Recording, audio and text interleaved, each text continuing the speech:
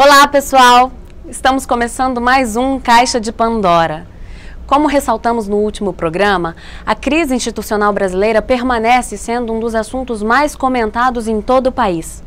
Reservamos para essa edição em especial um conjunto de análises feitas por nossos convidados, Heloísa Helena, Jefferson Moura, Randolfo Rodrigues e Martiniano Cavalcante, além de novos trechos do debate realizado na ABI por iniciativa do mandato do vereador Jefferson Moura.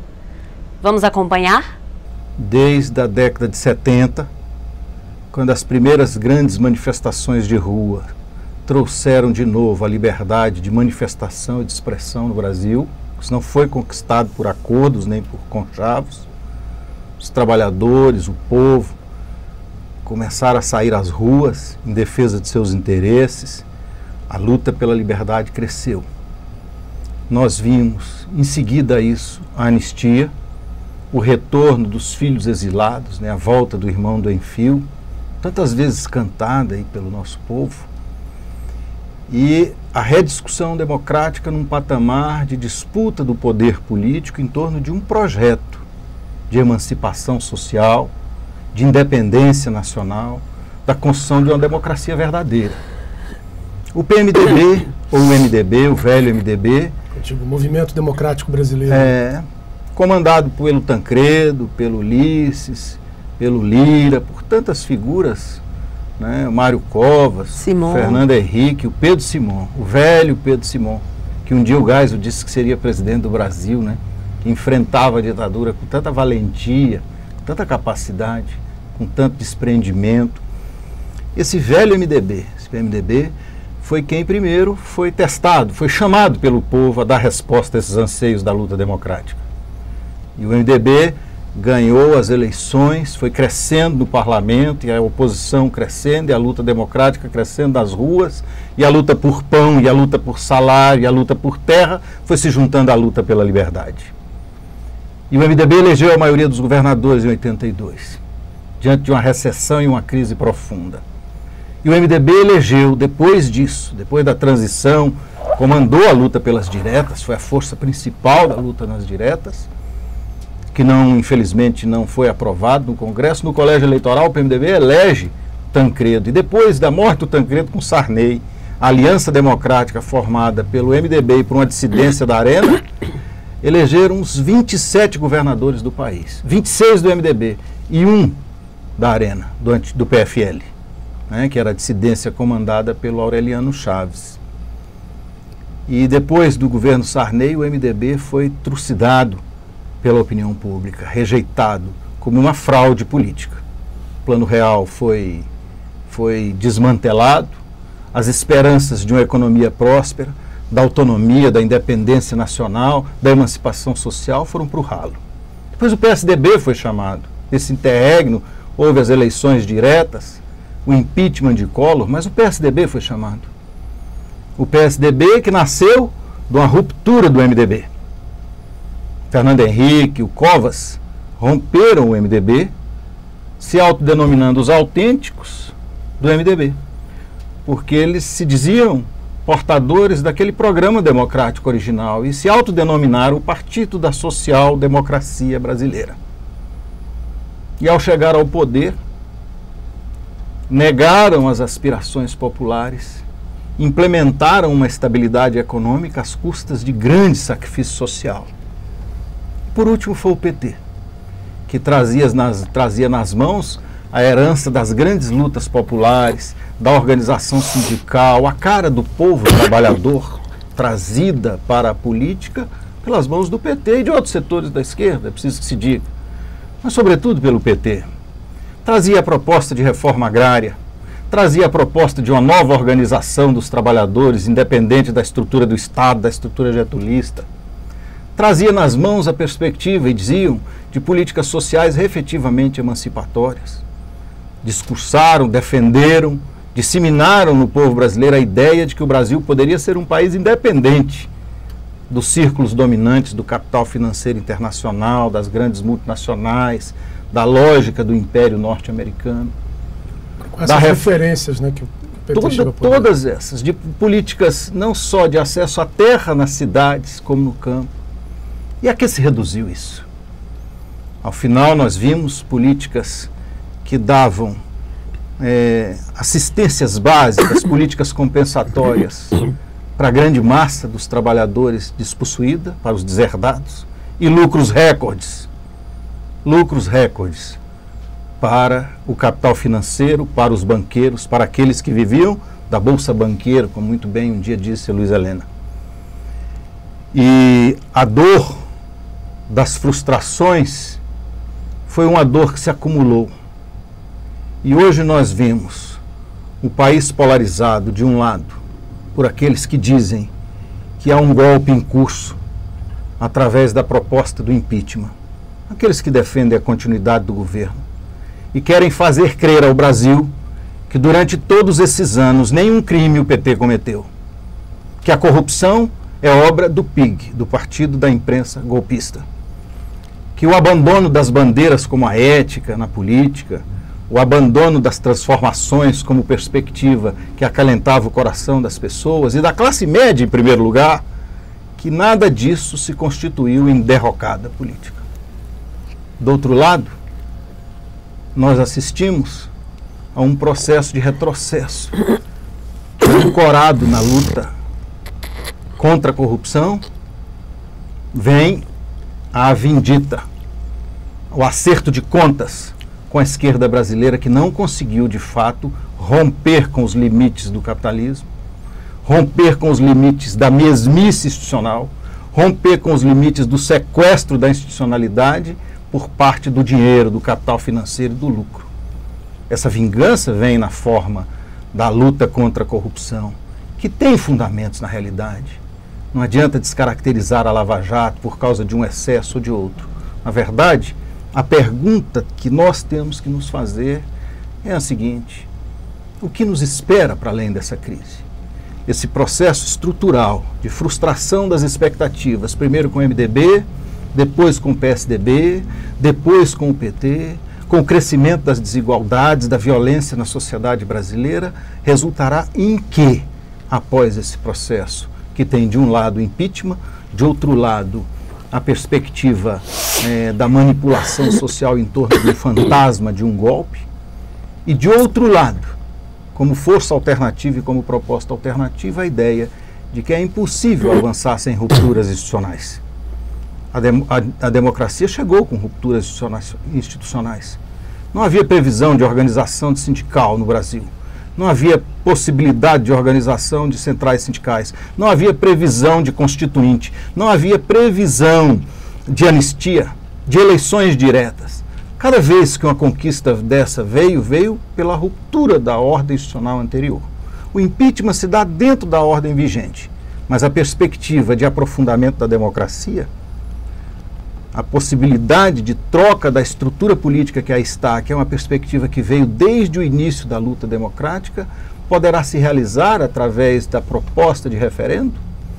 Continuará válida essa proposta para além do impeachment, mesmo que a Dilma se mantenha no governo ou que o Temer assuma o governo? Essa é a questão que está posta para o Brasil. Como resgatar a utopia de um processo democrático que se conclua a partir do desfecho dessa crise? A gente está encerrando um ciclo, né, do processo político social brasileiro, né? A gente teve uma abertura muito forte, positiva, né, num ciclo de lutas e afirmação da democracia nas lutas pelas diretas, nas lutas contra a ditadura, né, e no processo que originou o Partido dos Trabalhadores, que originou o próprio PSDB, que deu força, né, real ao movimento democrático brasileiro, ao PMDB. Me parece que o último suspiro, digamos, de vida nesse ciclo, né, de democrático, espontâneo, de energias transformadoras, passou por 2013, pelas jornadas de junho de 2013, onde nós tivemos uma movimentação da periferia para o centro, né, praticamente espontâneas, que exigiam ali não só a ética na política, mas a educação e a saúde padrão FIFA, exigiam, a partir da discussão da mobilidade, dos custos da tarifa, mudanças significativas, reforma política, né? Isso foi pautado durante muito tempo nas manifestações e nos desdobramentos das manifestações. E a sensação que eu tenho é que hoje esse ciclo começa a se esgotar, né? E me parece que não é possível responder a isso nos limites do que está posto no Congresso Nacional hoje, né? Eu, por exemplo, tenho uma opinião de que o impeachment, nas circunstâncias postas, né, da forma como ele está sendo apresentado, conduzido pelo Eduardo Cunha, né, que, na verdade, não tem condições morais e éticas para tratar esse processo, numa circunstância que pode colocar, né, o Michel Temer e o PMDB no comando do país, no governo, não responde ao que a democracia brasileira necessita. Por outro lado, eu sou oposição a esse governo desde 2003, quando, né, Lula resolve tocar a reforma da Previdência, quando, eu me lembro bem, vivenciamos isso, a Luísa é testemunha viva disso, né? Faz a opção por levar Sarney à presidência do Senado Federal. Sou oposição a esse governo não pelas circunstâncias colocadas hoje, né? Mas quando a gente discute a questão do petróleo, eu sou a favor do monopólio do petróleo, eu sou a favor de se enfrentar o sistema financeiro, né, de regulamentar o sistema financeiro, eu sou a favor de educação e saúde públicas. Estivemos nas lutas das universidades públicas ao longo desses últimos anos, e a sensação que eu tenho é que eu tenho certeza que o Aécio não é a favor dessas referências programáticas que eu compartilho. Tenho certeza absoluta que o Temer não é favorável a essas referências programáticas que eu partilho. E a Dilma, enquanto governo, expressou isso claramente, não é favorável a essas referências programáticas que eu partilho. Que eu não quero dizer aqui que eu seja dono da verdade, não, nem que sejam as melhores referências programáticas para o país, mas eu sinto que a gente precisa sair dessa falsa polarização, né? Eu acho que a gente está aqui numa mesa em que está enfrentando o risco, né, de pensar, enfrentando o risco nesse momento de tentar puxar um processo de reflexão. Eu acho que isso me parece é o que está faltando no Brasil hoje. Para mim, toda ditadura é lixo histórico, de esquerda ou de direita. Sejam as ditaduras militares impostas ao Brasil, à América Latina, sejam as burocracias assassinas, corruptas, totalitárias, que foram muito mistificadas por alguns da esquerda, nos quais eu não estou entre eles. Então, ditadura para mim, de esquerda ou de direita, é o lixo da história. Significam burocracias sangrentas, assassinas, totalitárias, que matam camponeses, que matam homossexuais, que matam judeus, negros e outros considerados imprestáveis pela sociedade. A direita faz isso e a esquerda faz isso também. Para mim, isso é tudo lixo da história. Democracia, né? Eu não reconheço nesse espaço que a gente vive, porque estamos tendo o direito de aqui estarmos a falar, como um espaço democrático. Filosoficamente, eu não identifico essa democracia como democracia. Para mim, não é. Democracia onde até os espaços dos meios de comunicação são doados como moedas de troca para a elite política e econômica. Não existe liberdade de imprensa. Não existe, é algo gravíssimo. A democracia representativa no Brasil sempre foi fajuta, uma democracia representativa onde se compra voto, onde o espaço de televisão é diferenciado, onde o dinheiro é que faz realmente o processo político. Democracia sem justiça social, até para abreviar, não é. Não existe democracia no Brasil, não existe. Agora, é lógico que as ditaduras de esquerda ou de direita, elas são tão horrendas que às vezes as pessoas, ou por concepção um pouco romântica, ou por entender que isso é democracia mesmo, se apegam a elas e fazem e transformam em palavras de ordem, tanto vem a ditadura, como a outra se preserva outro tipo de golpe. Então essas coisas horríveis que a gente vive. O governo do PT... Claro, quando a gente fala do governo do PT, a gente fala da cúpula palaciana do PT, dos componentes majoritários do PT. Não estamos dizendo que todos os petistas são corruptos. Não tem nada a ver com isso. Existem pessoas honradas, militantes socialistas, extremamente preocupados com o Brasil e que não se apequenam ao ponto de abrir mão das suas concepções de esquerda. Óbvio que isso existe não também. Pode ser confundido com o governo, né? Claro, agora... Eu estou entre aqueles que não é porque teve bola de cristal, não tem nada a ver com isso. Às vezes eu vejo circulando na internet uma coisa que eu falei há 12 anos ou há 10 anos, isso não me dá prazer nenhum, porque eu não identifico nesse governo um governo de esquerda. Dizer que esse governo é de esquerda é patrocinar uma fraude intelectual, é terrível fazer isso, porque as pessoas começam a pensar que isso é que é ser de esquerda. Primeiro que desde o processo eleitoral da Carta dos Banqueiros, da aliança com a elite política e econômica, com o capital financeiro, com o capital mais atrasado do Brasil, que é justamente o capital agrário, entregar o Banco Central, a política econômica do Brasil, ao presidente mundial do 6º maior conglomerado financeiro do mundo, um deputado federal do PSDB, o Henrique Meirelles, que comprou uma eleição, entrega a ele, concede a ele, como ele estava sendo investigado, concede a ele o status diferenciado de ministro como presidente do Banco Central, para ele não continuar a ser investigado como ele já estava sendo investigado. Todas as medidas provisórias, todas as questões relacionadas à traição de classe, nunca o capital financeiro ganhou tanto no Brasil, nunca. O capital financeiro ganha todo o Brasil, como no governo Lula. Não se mexeu nada em relação ao processo criminoso, o crime de lesa pátria que o governo Fernando Henrique fez em relação à privatização no Brasil de setores essenciais. Pelo contrário, o governo Lula e Dilma aprofundou a privatização, privatizou os hospitais universitários, privatizou lei de sociedades anônimas, privatizou os hospitais universitários, privatizou a transmissão de energia. No Brasil, as grandes linhas de transmissão de Rondônia a Santa Catarina privatizadas, privatizou a geração de energia através das hidrelétricas. Então, infelizmente, né, é um governo que fez tudo para ser de direita e mesmo assim não conseguiu ainda agradar determinados setores. Por quê?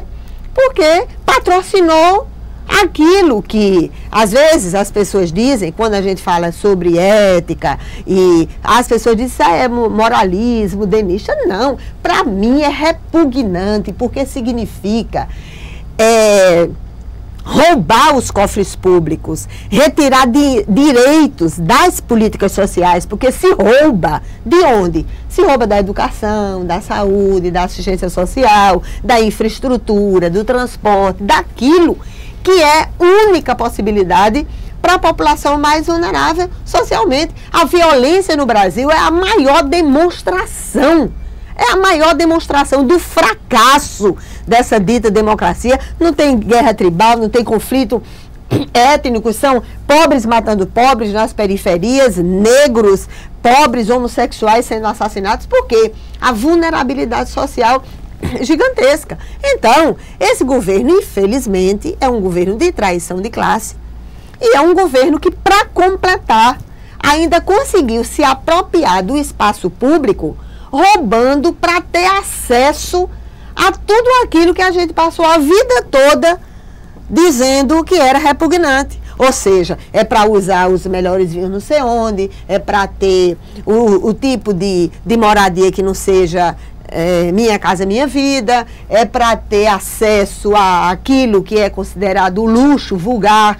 Então, é triste essa situação que a gente vive, é triste. É por isso que eu estou entre aqueles que não significa endeusar essas instituições que nós, ao longo da nossa história, identificamos como instituições burguesas, seja o TSE, que lá também estão os escolhidos pelo judiciário, seja a justiça, onde quer que seja. Eu estou entre aqueles que aplaudem vigorosamente a Operação Lava Jato. Quem for podre, que se quebre. Eu não tenho corrupto de estimação. Se quiserem levar Aécio, Lula, quem quer que seja, levem. Se estão roubando os cofres públicos, tem que ser punido exemplarmente como manda a lei, até porque não é justo que se seja tão deseducativo no Brasil que um pobre, não é verdade? Porque são esses mesmos governos que preservam as delegacias e os presídios para pobres.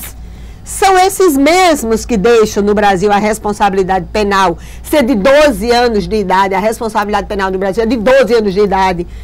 todas as unidades de internação feminina e masculina, onde estão os pobres. O governo não fez nada para melhorar a situação dessas pessoas, não fez nada para promover uma cultura diferenciada no Brasil, não fez nada em relação aos aparatos de segurança pública, não fez nada em relação aos processos de recuperação.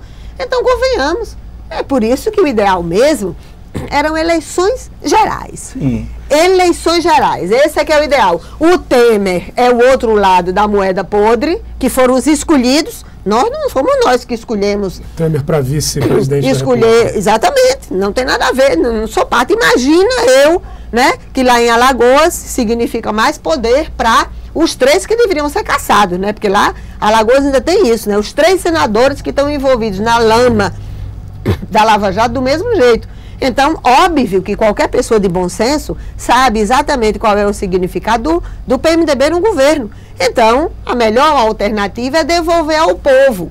E a perguntinha que não pode calar, quem é que tem medo de eleição? Quem tem medo de eleição? Porque secou uma das fontes que irriga uma colheita podre da corrupção do processo eleitoral. Agora estão com medo do processo eleitoral? Não. Se existe cisânia, quem que o povo... do processo eleitoral? Não, o próprio PT tem medo do processo eleitoral, caracteriza como golpe, o PMDB, todas essas forças políticas envolvidas com essa corrupção. Para que ter medo do processo eleitoral? Devolve ao povo. E o povo que escolha, se o povo quiser escolher, se a maioria da população quiser escolher novamente, que seja dado continuidade, a população escolherá. Então, nesse momento, eu acho que a melhor alternativa realmente é a cassação da chapa. Eu gostaria que fossem cassados os deputados federais e os senadores também que estão envolvidos na Lava Jato. O Congresso Nacional não tem autoridade moral? Realmente não tem. Vai propor o quê? Fecha o Congresso Nacional? Porque se o Congresso Nacional não tem autoridade moral para cumprir a lei, ou seja, investigar um presidente da República, espero que investigue o vice-presidente da República também, então o Congresso Nacional não tem autoridade para nada. Então eleições gerais seriam realmente a melhor alternativa diante desse caos gigantesco em que se encontra o país. Eu sou totalmente favorável, é por isso que eu acho que o referendo revogatório, que tem vários projetos tramitando, não é nem mais o meu, porque a partir do momento que você não é mais senador, arquiva, mas tinha meu, Valadares, Suplicy, Cristóvão, agora Randolph reapresentou também, específico para candidatura presidencial. Você lembra que até você foi uma das pessoas que, né, junto com todos nós, assim, mais lutou para que a gente incluísse no programa partidário, quando nós fundamos o PSOL, que era para garantir que tivesse no programa partidário o referendo revogatório também, para que a população seja chamada a dizer se ela quer ou não novas eleições. Ainda é mais avançado ainda, né? Porque às vezes assim, não está atribuindo nem a justiça, não está atribuindo nem a um setor da justiça, no caso o TSE, que é quem realmente devia fazer isso, que era a cassação dos diplomas concedidos quando existem, não são apenas indícios relevantes, são fatos que mostram claramente como essa eleição ela foi totalmente permeada pelo dinheiro... A subversão da vontade. Claro, da chamada Lava Jato. Então, o referendo revogatório ainda é um passo, assim, como se fosse até mais moderado ainda. É dizer, olha, vamos consultar a população para ver se a população quer que sejam revogados os mandatos. Ou seja, é mais democrático ainda, não está nem se configurando a uma instituição que o faça, embora essa instituição tenha a obrigação de fazê-lo. E eu não estou, porque também não o fiz na época do debate do Mensalão, onde determinadas posições, inclusive de ministro do Supremo, colidiam com aquilo que eu pensava, mas eu respeitava. E eu respeitava não é porque diz, porque o Supremo é guardião da Constituição, respeita não, mas porque são pessoas que ao longo das suas histórias de vida defenderam teses do ponto de vista jurídico que mereciam respeito também. Não quer necessariamente dizer, como você lembrou, que diz, não, porque alguém tem uma posição, ele vira um vendilhão, vira aquilo outro. E do mesmo jeito que diz, o Moro é tucano porque está querendo pegar determinadas pessoas. Isso é de um simplismo tão desonesto intelectualmente que é inaceitável. Você vê uma possibilidade de desarmar essa radicalização que cega o processo político no atual momento do Brasil? Veja só uma coisa, olha. O mesmo Congresso Nacional que tem a obrigação constitucional e tem como única forma de investigar um presidente é uma determinada lei, que pode absolver ou pode cassar mandato. Aí a gente diz que o Congresso Nacional não tem autoridade moral, e realmente não tem. Então, se o Congresso não tem autoridade moral para investigar um presidente da República, não tem para nada. Devia até fechar o Congresso Nacional e convocar novas eleições realmente gerais, né? Então, o Congresso Nacional, para ter a consulta à população, precisa da aprovação do Congresso Nacional. É o mesmo Congresso Nacional que vai ter que aprovar o referendo revogatório. É o mesmo Congresso Nacional que vai ter que aprovar o referendo revogatório. Mas como ao aprovar o referendo revogatório, a última palavra será dada pela população, eu entendo que essa é a forma mais legítima de solucionar, de saída. É que a população seja consultada sobre a antecipação ou não do processo eleitoral. E isso só existe uma forma, que é a que você corretamente lembrou, que é o referendo revogatório. A população entrega à população o seu destino.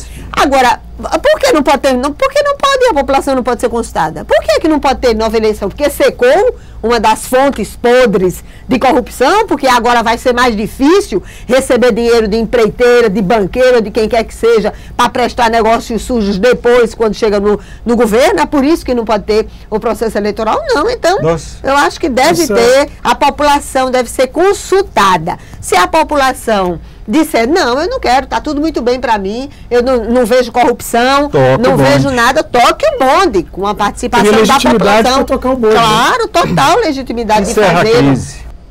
Diante da polarização entre os que defendem o impeachment e os que acreditam que este é um golpe, a cultura do ódio toma as ruas e as manifestações populares. Até onde isso poderá nos levar? O PT não é um partido comunista, não é o caralho, ô Odilo. Porque Dom é a puta que pariu. Dom, eminência, etc. Você não é nada. Você não é bispo, você não é padre, você não é católico. Sai daí, vagabundo.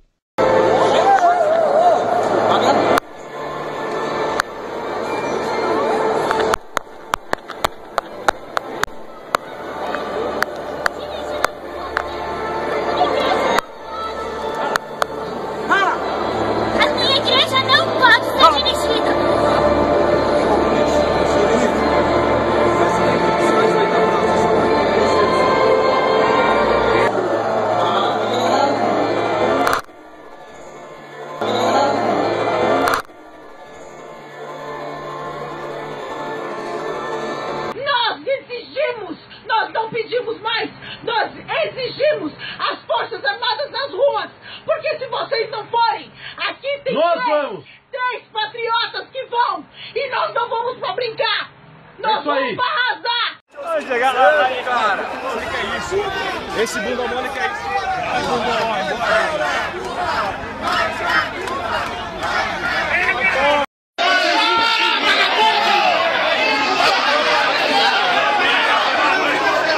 Você não gosta não, moleque. Eu tô vendo aqui. Fique esse cara.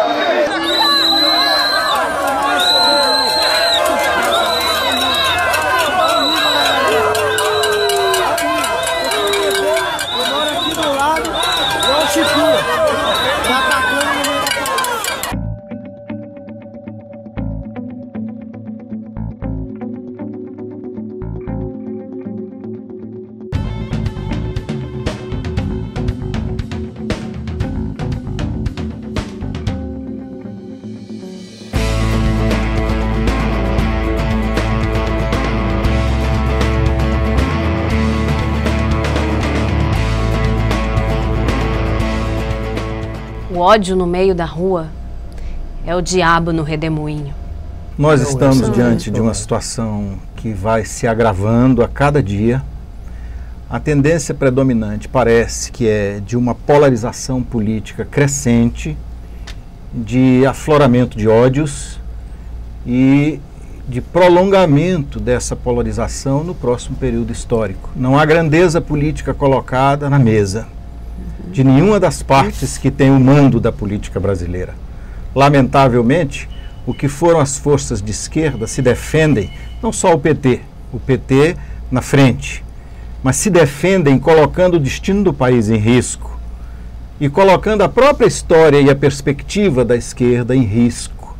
Da esquerda em que sentido? Não da esquerda como estrelinhas, como símbolos, como siglas, mas como perspectiva de emancipação social, de igualdade, de distribuição de renda, de utopia transformadora. De utopia transformadora. Esse polo da esquerda está em falência num processo de autopreservação e, de outro lado, um processo também como é que eu diria, de sanha indomável pelo assalto, pela retomada ao assalto dos cofres públicos daqueles que deles estiveram afastados no último período.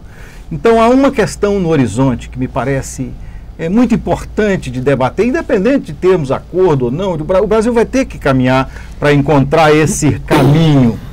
Esse caminho é o seguinte: não é possível imaginar que todo esse processo resulte numa via de pacificação após o afastamento da Dilma e coloca-se uma pedra em cima das investigações. E claro, e vamos ver também a posição da cúpula palaciana do PT. Exatamente. Pronto, não é possível encerrar agora. Pedindo, outro lado. Não é possível. Agora, se ficar o Temer, que é o outro lado da moeda podre escolhida pela cúpula palaciana do PT, vamos ver então. Não, mas se ficar a Dilma... Para tirar o Temer com a gente também. Se o processo de impeachment não passa, como é que esse governo se propõe a permanecer no poder contra qualquer perspectiva de solução política desse impasse? Ou então estão confiantes nisso, né? Não é possível. Ou então estão confiantes digamos, no braço, né? Num processo de radicalização política que está levando a uma polarização que transpõe os limites da convivência democrática. Mas como? Nós estamos chegando à agressão de rua, nós estamos chegando à intolerância em níveis que nós não vimos. Portanto, eu queria compartilhar com vocês e com os nossos participantes que estão em casa assistindo esse programa a seguinte reflexão: como é possível desarmar essa bomba de um processo de radicalização superficial, a guerra dos que são iguais ou muito semelhantes? E só querem se apropriar da máquina de Estado para continuar viabilizando seus negócios, ou continuar suas a roubar, estruturas ou de voltar poder, a roubar com mais plenitude. Né? E beneficiando as Odebrecht, que serão substituídas, outras empresas virão no lugar dessas, ou essas mesmas se reciclarão. Como romper esse horizonte? Esse é o dilema que está posto para a população brasileira. Eu quero deixar a minha opinião. Isso. Chama o povo. O dilema da democracia brasileira. Chama o povo. Não se fala tanto em democracia, por que é que não consulta a população sobre por que não esse momento? Há 50 anos atrás havia um obstáculo tecnológico. Qual é o problema? Hoje qual é o problema? Consulta a população. Os meios existem. Né? Os meios existem. Isso recoloca um debate. A saída dessa crise não pode se dar por debaixo do cobertor. A saída dessa crise tem que se dar com a elevação de qualidade da democracia brasileira. Se a cúpula palaciana do PT acha que vai ter estrutura suficiente para comprar parlamentar, para ser contra o impeachment... Pode ter, mas não segura. Né? Não sei se estão pensando nisso, porque não tem a preocupação de dialogar com a população, de consultar a população, de chamar a população a participar desse momento. Realmente, não se imagina o que é, né? O que nós estamos reproduzindo? Já na abertura democrática, a falência do que seria o governo do Tancredo, da Aliança Democrática, com o MDB e o PFL. Depois, da social-democracia, com o Fernando Henrique, envolvido em escândalos de corrupção e perda acelerada da legitimidade. E agora, do que eram os socialistas brasileiros, o Partido dos Trabalhadores, a esquerda brasileira e seus aliados, envolvidos até o pescoço no impasse político que não se renova. Esse processo não é de agora. As forças econômicas se mantêm e a população cada vez mais afastada do processo político numa radicalização sem saída. É preciso pensar que a democracia brasileira precisa dar um salto. E esse salto nessa crise significa alcançar aquilo que não pode ser visto no primeiro momento. E o que não pode ser visto no primeiro momento é o que indica que, para além do PT, para além do PMDB, para além do PSDB, existe o povo brasileiro que precisa realizar os seus desejos de emancipação. Então, ao PT, ao PSDB, ao PMDB, cumpriria a tarefa de evitar a radicalização. Se não evitarem agora, na morte desse período de rearticulação democrática, evitarão numa situação pior, porque serão varridos, talvez, numa situação de violência, que pode se instalar na luta política brasileira como nós não vimos ainda. E já está nas ruas, um processo cego de polarização que efetivamente, por esse caminho, não nos conduzirá a nenhuma saída satisfatória. Alguém disse que esse Congresso é um sindicato de ladrões. Outro disse que era uma casa de 300 picaretas. Antigamente, se dizia que era a casa do povo. Hoje, ficou tão ultrapassado que mais parece uma casa mal assombrada. A planilha tem uma relação com mais de 200 nomes de políticos que receberam dinheiro da Odebrecht. Antes da investigação, não se pode considerar que houve Caixa 2 ou qualquer outro tipo de crime. A empreiteira investigada na Operação Lava Jato tinha uma contabilidade paralela com as doações para financiar campanhas eleitorais. Os beneficiados mais conhecidos receberam até apelidos. O ministro Jacques Wagner era identificado na lista como passivo. Renan Calheiros, presidente do Senado, atleta. O ex-presidente José Sarney recebeu o codinome de escritor. E o presidente da Câmara, Eduardo Cunha, de caranguejo. Enquanto o prefeito do Rio, Eduardo Paes, é o nervosinho, Sérgio Cabral, ex-governador do Rio, era chamado de Próximos. O presidente da Assembleia Legislativa do Rio, Jorge Pisciani, do PMDB, leva o apelido de Grego. A lista de pagamentos foi apreendida pela Polícia Federal em 2 endereços no Rio de Janeiro, ligados a Benedito Barbosa Silva Júnior, presidente do setor de infraestrutura da Odebrecht. O documento indica também pagamentos a deputados federais: Rodrigo Maia, do DEM do Rio, Mendonça Filho, do DEM de Pernambuco, Celso Russomano, do PRB de São Paulo, Paulinho da Força, do Partido Solidariedade, também de São Paulo, e Marco Maia, do PT do Rio Grande do Sul. Aparecem ainda na planilha os senadores José Serra, do PSDB de São Paulo, Aécio Neves, de Minas Gerais, também do PSDB, e Randolfo Rodrigues, do Partido Rede do Amapá. Os governadores Geraldo Alckmin, de São Paulo, do PSDB, e Luiz Fernando Pezão, do PMDB do Rio de Janeiro, também receberam as doações. Na lista estão nomes da base do governo e da oposição.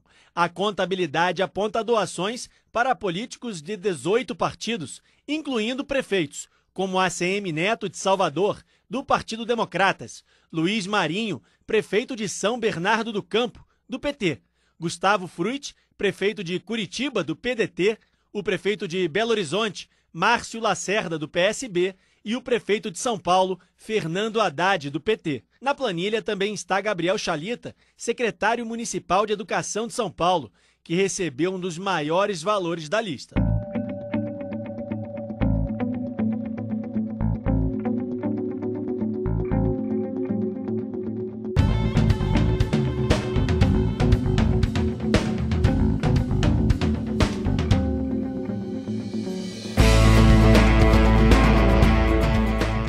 Por que nós queremos eleições gerais?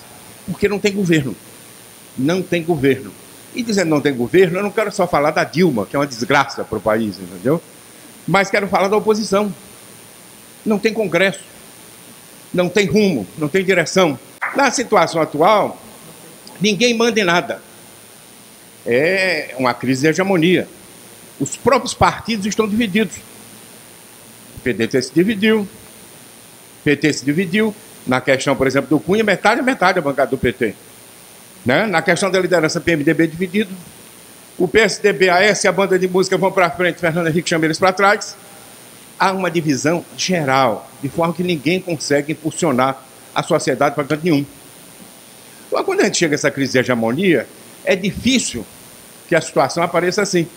E aí traz o quê? A radicalização, exacerbação, como a gente está vendo, entendeu? Com movimentos a favor ou contra o governo, e também descontrolados. O cara era a favor do impeachment, depois é contra. O Aécio era contra o impeachment e ficou a favor. Defendia eleições gerais e abandonou. De forma, isso é crise típica de hegemonia. E, no fim do túnel, tem a ditadura militar. Essa é a questão. A luz no fim do túnel é a ditadura militar.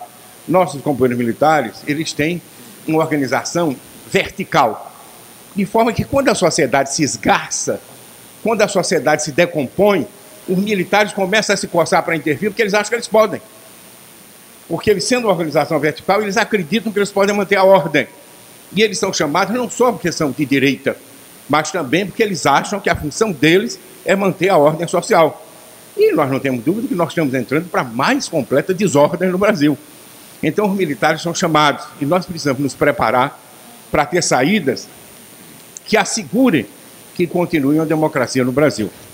Não defendendo o governo, não fazendo como alguns partidos de esquerda que vão para trás do Lula ou dos movimentos sociais.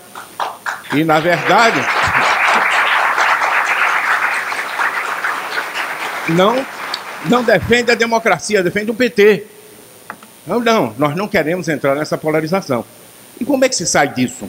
Bom, alguns propuseram impeachment. O impeachment, como já se disse aqui demais, é trocar a Dilma pelo Temer, que apoiou a Dilma, que fez parte do estelionato eleitoral, que tem a mesma linha política até hoje e que agora tem um programa neoliberal. Vai mudar alguma coisa? Não vai. A composição de forças no Congresso vai se alterar? Não vai. Ao contrário, a crise vai prosseguir porque ele vai para o TSE para anular a eleição do Temer, pelo financiamento da campanha. Então nós vamos atravessar outro momento de crise. Não se trata simplesmente de ser contra o impeachment, entendeu? E impeachment é golpe, isso é uma baboseira. Porque no tempo do Fernando Henrique Cardoso, o PT pedia impeachment toda hora. Exatamente. E nunca achou que era golpe. Não é por isso. É porque o impeachment não é solução. Pode até agravar a situação da sociedade, a dissolução da sociedade e agravar os confrontos. Que, por enquanto, aqui entre nós, são confrontos de dois setores de classe média. Porque o pobre não foi para a rua. O pobre não se manifestou. Todo mundo que pega os negócios do Datafolha, entendeu? A última manifestação, o nível de curso universitário na manifestação para o governo era altíssimo. E o quê? O número de funcionários públicos. É classe média, são setores distintos da classe média que, por enquanto, estão na rua. A pobreza ainda não entrou na rua, a não ser pela voz de líderes de movimentos sociais, mas não em massa. Isso vai piorar. E, aliás, se o Temer chegar lá, aí ele vai ver a pobreza na rua contra ele e contra o neoliberalismo. Porque aí o pessoal vai se mobilizar diretamente contra o governo. Bom, essa é a situação. Um quer impeachment. Alguns já querem o golpe militar. Afinal, no Brasil, nós temos uma extrema-direita.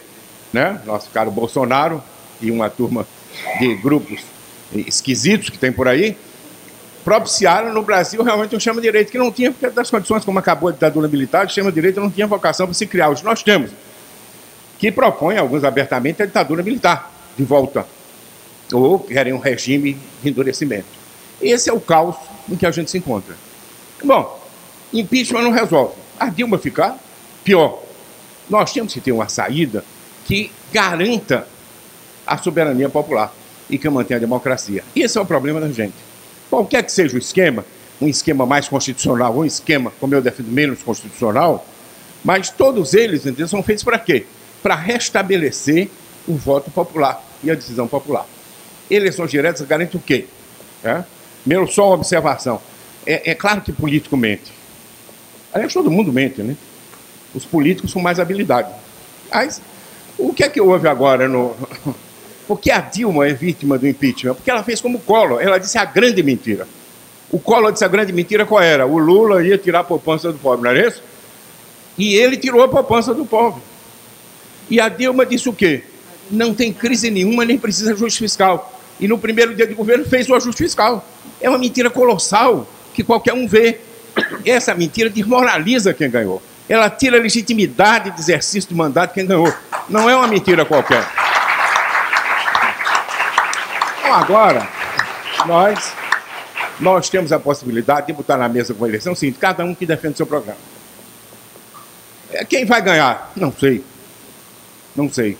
Mas todo mundo vai saber nessa eleição que é o seguinte, tem uma crise, e vamos ver qual é a saída para a crise. Vai ter o neoliberalismo, vai ter o neoestatismo, nova matriz econômica, sei lá que diabo vai ter, entendeu? Mas isso o povo vai escolher. Não me preocupa aqui tanto trazer ponto de programa. E eu digo, acho que a condição da gente é não ter programa. Nosso programa é eleições gerais já. Aí depois, se tem eleição, esse programa vai ser discutido. Porque senão nós vamos começar a nos dividir antes de começar. E esse não é o caso. Nós temos que ter uma frente e eleição. A eleição é depois. Aí cada qual que coloque adiante o seu programa. Não acho que devemos ter eleições gerais, quer dizer, para o Congresso também, porque o Congresso está inteiramente desmoralizado e dividido. E não pode você eleger um presidente novo com um Congresso arcaico, pré-histórico já nessa situação. E onde o presidente da Câmara é acusado pelo Lava Jato e vai cair já, e logo um pouco depois vai cair o presidente do Senado. E quem vai assumir no lugar também não vai. A fila de gente é enorme, entendeu? Daqui que chega algum inocente, a gente vai levar tempo, entendeu? Nós estamos aqui por democratas, nós estamos aqui porque não somos golpistas, porque somos de esquerda, mas também vamos falar com franqueza depois de ouvir até o discurso, porque estamos perplexos diante das alternativas. Por exemplo, a mais provável hoje é a do impeachment. Mas quando for votado o impeachment, agora na Câmara, a abertura ou não do processo, dentro da legalidade, porque está previsto, nós temos alguns riscos. Por exemplo, imagine que a Dilma, que não passa o impeachment por 173 ou 180 votos. Ela vai governar com menos de 30% da Câmara numa votação tão séria e com o povo na rua indignado. É o pior quadro que eu vejo. O pior quadro que eu vejo é não passar o impeachment por poucos votos. Se ela tiver de ganhar, pelo menos que ganhe de lavada, mas não vai acontecer. Provavelmente ela vai perder ou vai ganhar, entre aspas, acho que foi você que falou, que a vitória que ela teve, que foi uma vitória que, na verdade, foi uma derrota, como disse, na época, a Marina Silva, em relação a essa vitória que na verdade, é uma derrota, e certas derrotas que são vitória na política.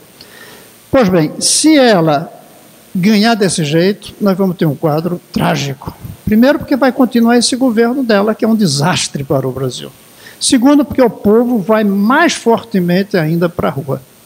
E contra, não apenas ela, contra os deputados, contra os senadores, contra todo mundo. Como na Argentina, algum tempo atrás, diziam que todos partam, que é isso que a gente está perto.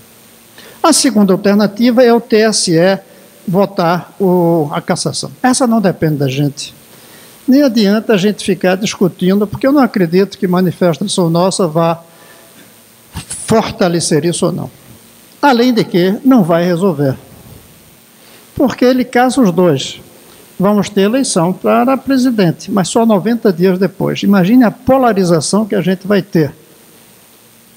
E o presidente, se fosse hoje, seria o Cunha. Eu imagino que eles caçariam primeiro Cunha. Mas quem é que vai ser eleito presidente da Câmara? Não dá para saber o nome, mas vai precisar do apoio do Cunha para ser eleito. Então o Cunha ou vai ser o próximo presidente, no caso do TSE caçar, ou vai influir muito na escolha do próximo presidente. Não é uma alternativa que satisfaça. Nós temos a outra alternativa, que é o plebiscito, que realmente traria um alívio. Porque poderia-se fazer uma eleição nova para presidente da República. E a própria presidente Dilma poderia tomar a iniciativa de convocar isso. Eu não falei da renúncia dela, que seria a mais simples das alternativas, mas aí, da mesma maneira que o impeachment, assume o Temer. De qualquer maneira, o Temer representa um alívio na pressão dessa panela. Vai ser um alívio, pelo menos por alguns dias. Agora, veja os riscos. A tentação do governo Temer de controlar a Lava Jato não vai ser menor do que hoje tem. Vai ser muito forte. E chegando, é capaz de fazer mais facilmente. Até porque o povo na rua, eu digo, os que foram à Avenida Paulista, que querem a ética, mas querem mais que tudo a ética contra o PT. A gente precisa entender isso. Muitos dos que foram ali foram pela ética, mas a ética contra o PT. Na hora de ser a ética contra o Temer, PSDB, vão, mas vão menos. Vão mais devagar, vão sem o mesmo esforço. E aí vem a alternativa da convocação de uma eleição geral. Eu ouvindo aqui, eu estava pensando, quando a gente não tem saída, que pelo menos tenhamos bandeiras. Já é um grande avanço. Talvez hoje nós estamos pensando muito em saída, e na verdade a gente tem que pensar em uma bandeira. Uma bandeira que nos unifique até outra vez, trazendo para o nosso lado muitos dos companheiros do PT. Aqueles que a Heloísa falou que são os decentes, e tem, gente. A verdade é que a maioria não é indecente, a maioria está cega, mas é diferente. A cegueira não é o mesmo que desonestidade. Não estão vendo, não acreditam, criaram uma religião. Nós não temos nem como convencê-los, temos que convertê-los. Porque é uma religião. Uma bandeira pode, de certa forma, unificar esses grupos que hoje querem a ética e os que sem transformação social, os que querem a ética com transformação social. Nesse sentido, é uma bandeira que me alegra de estar aqui com vocês levantando. É difícil levá-la adiante do ponto de vista legal. Não sei como exatamente. Por isso que não é uma saída ainda, é uma bandeira. Mas a gente precisa mais de bandeira do que de saída, sobretudo quando não está vendo saída clara. Essa bandeira pode empolgar. E ela não é incompatível com as outras. Deixa continuar o processo do impeachment. A gente não vai se opor, eu pelo menos não vou me opor a que o processo continue e vou esperar que chegue no Senado para analisar com cuidado e dar meu voto.